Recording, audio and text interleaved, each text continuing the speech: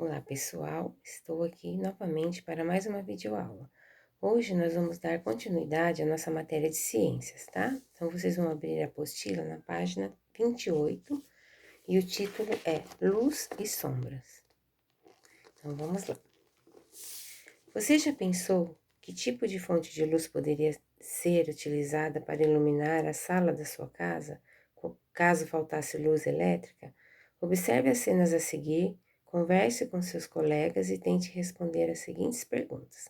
Como a Pro explicou, como vocês estão em casa, vocês vão conversar com alguém da família, com alguém que estiver mais próximo a vocês, tá bom? Então, aqui vamos observar. Nós temos uma tirinha com 3 desenhos. Esse primeiro aqui, a sala está bem iluminada. Nós podemos ver todos que estão na sala, podemos ver os objetos, né? Já nessa tirinha aqui, nesse quadro aqui, é como se tivesse acabado a luz. Então, está todo mundo no escuro, não conseguimos ver nada. Na terceira tirinha, a mãe já veio aqui acender uma vela, tá vendo? Para iluminar a sala. Iluminou de novo, mas o que aconteceu aqui? Nós vamos ver ao longo do texto, tá? Ó, aqui embaixo nós temos algumas perguntas. Você sabe fazer sombras? A vela que foi utilizada na cena anterior serviu de fonte de luz para iluminar a sala?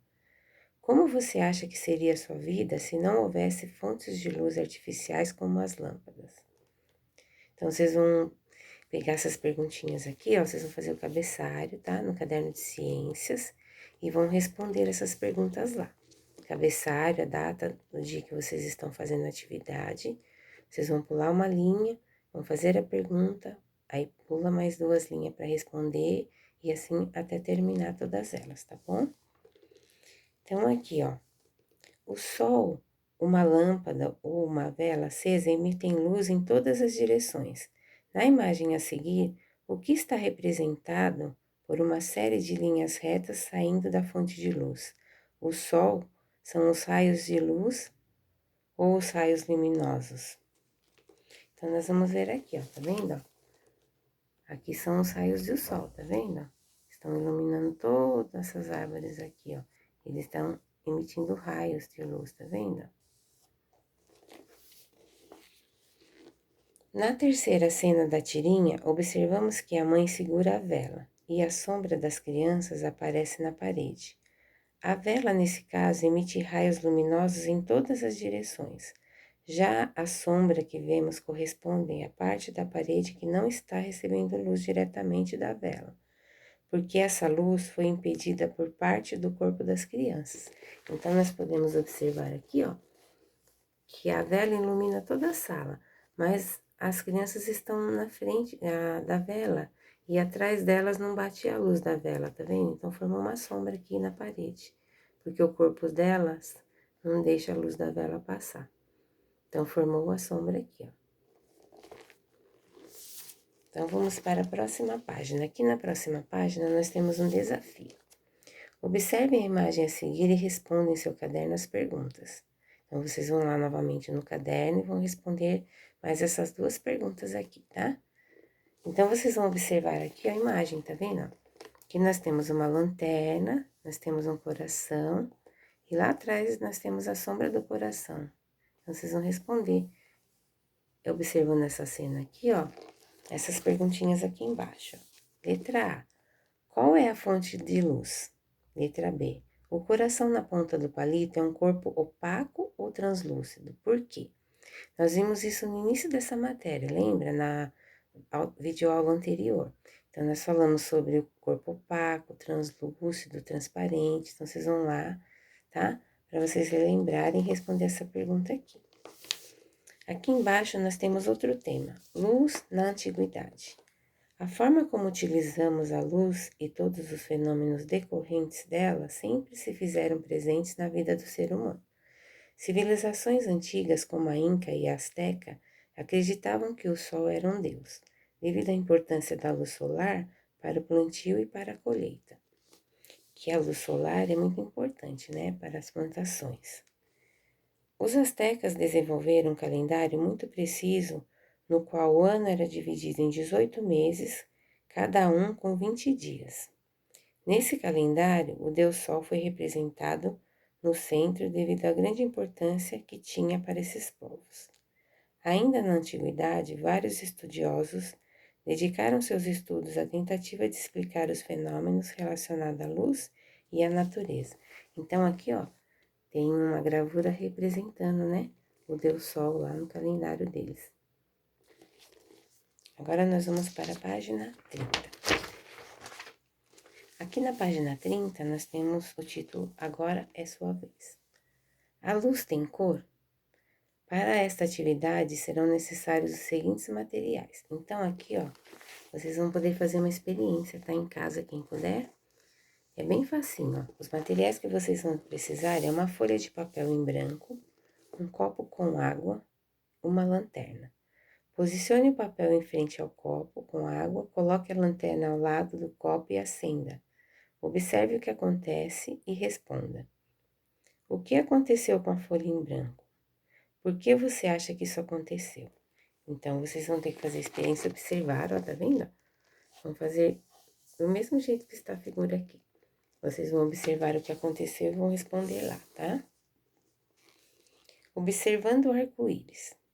Você já deve ter observado que após ou durante uma chuva é possível ver o arco-íris. Você sabe por que isso acontece? Então, nós vamos ver a explicação aqui, tá? Primeiro, nós vamos falar aqui, ó, do prisma óptico. Acontece algo parecido quando a luz do sol atravessa um objeto triangular de vidro ou plástico transparente chamado prisma óptico. Nos dois casos, o efeito é o mesmo, pois a luz branca do sol é separada em várias cores. Esse fenômeno é chamado de dispersão da luz. Aí nós temos aqui um prisma, tá vendo, ó? Aqui o que acontece? A luz branca bate aqui no prisma, é absorvida por ele e do outro lado ela é refletida.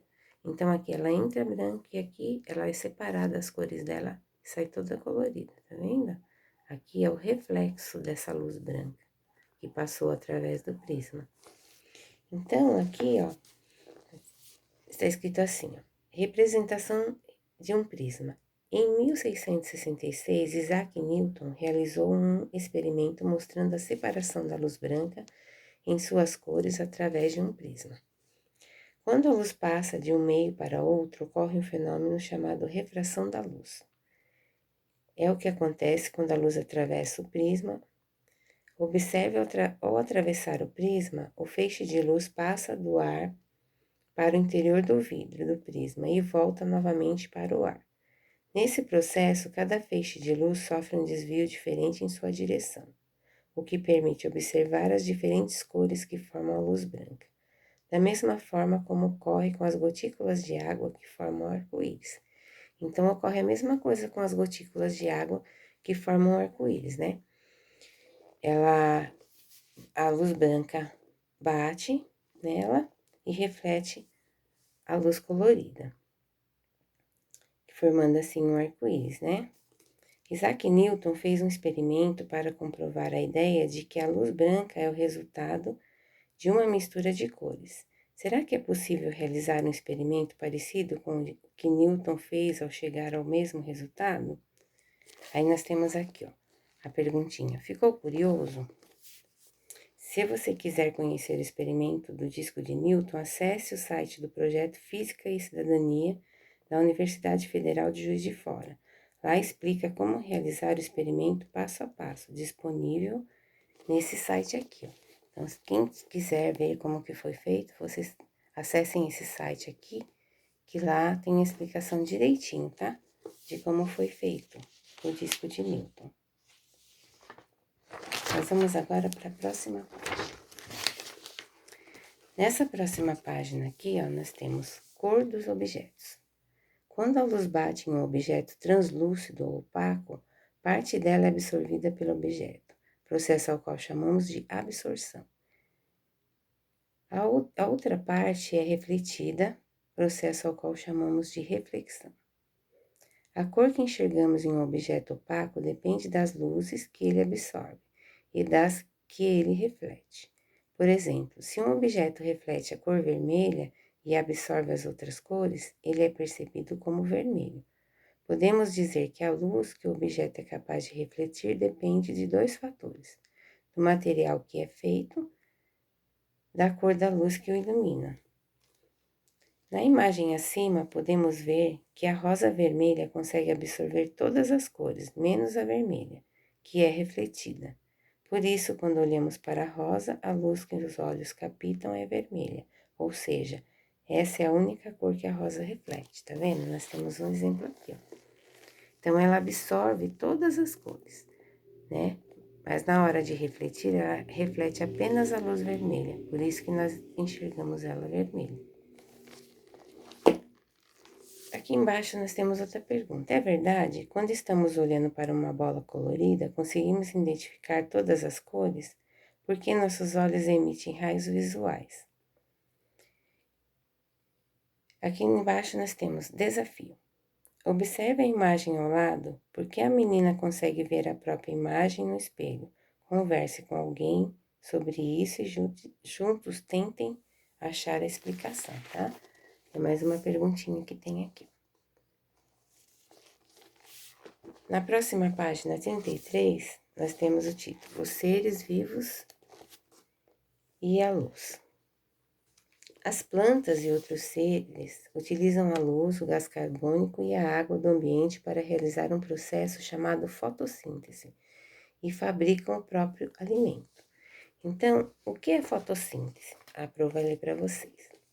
O processo da fotossíntese acontece quando a água e os sais minerais são retirados do solo através da raiz da planta e acaba percorrendo pelo caule até as folhas em forma de seiva, que é chamada de seiva bruta.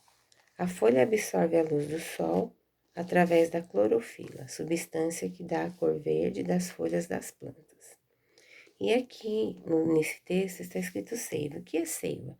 É um líquido que circula pelas diversas partes dos vegetais, tá? Então, vocês podem ver aqui que tem um desenho explicando, tá vendo? Aqui pela raiz da planta, ela absorve os sais minerais, tá? E aí, começa o processo da fotossíntese, que é o que a Pro leu para vocês agora, tá? Aí, vocês podem ver aqui, ó, que tudo que a Pro leu acontece aqui na planta, tá vendo? Aqui tem um desenho que explica direitinho como acontece, da raiz da planta, sobe pelo caule, vai pelas folhas e vai acontecendo a fotossíntese. Para muitos animais, a luz é uma importante fonte de informações sobre o ambiente. Por exemplo, as minhocas que não têm olhos bem desenvolvidos são sensíveis à presença ou à ausência de luz no ambiente.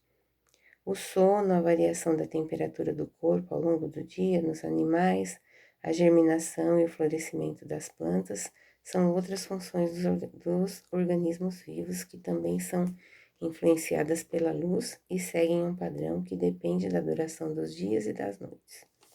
Como eu enxergo o que está no ambiente? Você já parou para pensar como é maravilhoso acordar pela manhã, abrir a janela e observar o sol? As nuvens, os pássaros, as flores, enfim, tudo que está ao seu redor.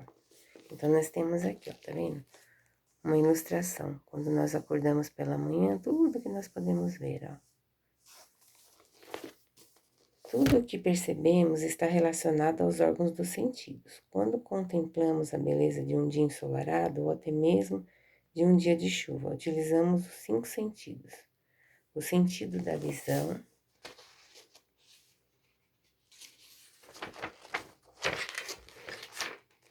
nossos olhos são os responsáveis por captar a luz ambiente e direcioná-la a uma pequena região no fundo do olho. Nessa região, as estruturas capazes de converter a luz em sinais elétricos, que são enviados para nosso cérebro. No cérebro, essas informações são processadas e compreendidas. A luz dos objetos é direcionada até o fundo dos olhos, onde estruturas convertem a luz em sinais elétricos que são enviadas ao cérebro. Então, aqui, ó, tem um desenho, tá vendo, de como isso acontece. Aí, vocês vão ler aqui e vão observar o desenho para entender como isso acontece, tá? Tem 2 exemplos aqui, ó. Aí, aqui embaixo, E mais uma frase. A visão é o sentido que nos permite perceber a forma, as cores, a distância, o tamanho e outras informações de tudo que vemos. Então, pessoal, nesse vídeo nós vamos parar por aqui, tá? A Pro vai mandar umas atividades complementares para vocês lá no portal e alguns vídeos também para vocês entenderem melhor o que é a fotossíntese e mais um pouquinho sobre o que nós falamos nessa matéria aqui, tá? Na próxima matéria, nós vamos dar continuidade e nós vamos falar os olhos e a luz, sobre os olhos e a luz, o que acontece, tá? Então, um beijo grande, por hoje é só. Tchau, tchau.